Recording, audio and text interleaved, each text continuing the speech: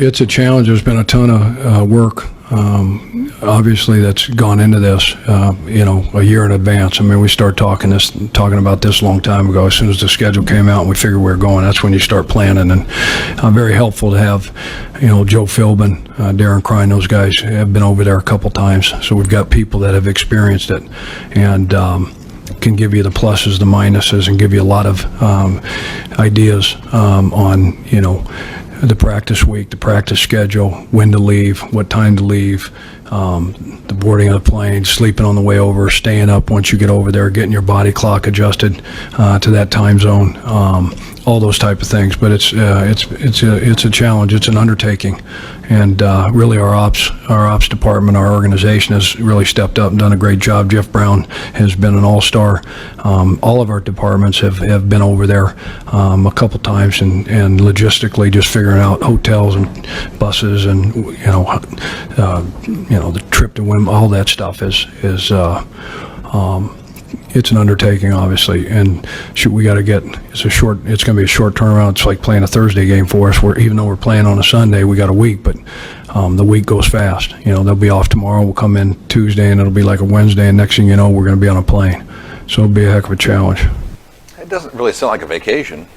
No, it should be. No, business trip with a much longer flight. Yeah. But, Yeah. All right, so you flew back from England yesterday. Mm-hmm. Yes. You were on vacation. Mm-hmm. We should have had you like tape some reports and then act like it was live. I had stuff with me. I probably could have pulled that off. He had stuff going on. Leave him alone. Leave him alone. You want to get into that? No, Do you have something to got engaged. Yeah. Got engaged. Thank you. Congratulations.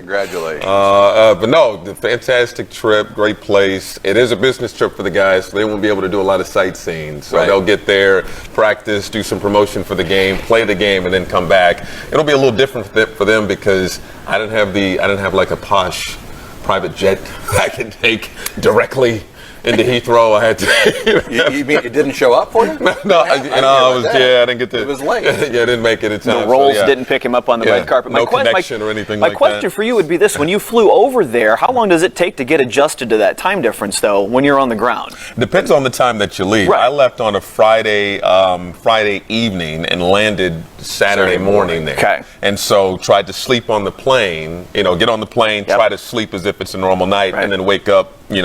Refresh that kind of way. And so depending on when the team gets there, that'll kind of dictate on how they want to go about the rest of their day. That messes it's up 5 hours ahead. It's 5 hours ahead. 5 hours. So you have to strategically plan on how you want to go about it. If somebody's brain isn't wired just right, though, man, that takes a couple days to get properly adjusted to that. And they are leaving Thursday. I think they're leaving Thursday. Thursday at some point. So, they do have a practice in the morning, so my guess is that they're leaving Thursday afternoon, which would mean they would land there early Friday morning. Right. Yeah, kind of the same he was on. They've got, I know they have an availability for the London media out there Friday, which would be afternoon their time.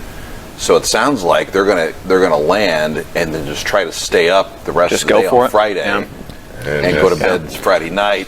Then Saturday is the final walkthrough. Sunday's the game. Yeah, and it's an odd, also, I think, local time, 2:30 p.m. kickoff. On Sunday. So that's that odd in between. You're used to playing 1 o'clock games, you're used to playing 4:25 games. There's an odd in between that may or may not be something, but you always got to look at that. Just the same as these guys go to the West Coast teams coming east. You've accentuated that. Definitely something you're going to have to adjust to. About an 8-hour flight somewhere in that ballpark, and it'll take a little bit of time to adjust to. Coming back though is where you kind of really need to get your rest for a couple of days before you start things get back to normal. Well, and that makes their decision all the more interesting because the NFL will give these teams that fly over London, they'll give them the opportunity to have the bye week after the trip over there. The Colts turn that opportunity down for a later bye. Yep. And they host the Bears then 2 weeks from yesterday. It's kind of half a bye. Going in, we didn't know it would be that way, but I'll lob that out there. Touche. It's working out pretty good for us. We go to London and the whole trip and the jet lag, all that type of stuff. You face an 0-3 team. Yep. You come back and face another 0-3 team. Because the Bears, I think, have a bye heading into the Colts game. They host the Lions this coming Sunday, and Chicago is wow. And that's one of the oldest franchises in the NFL. That they're looking like what do you say on Twitter? Hot. Doo-doo water. That's Water. We would call that hot garbage on some part of town also. Garbage. Yeah.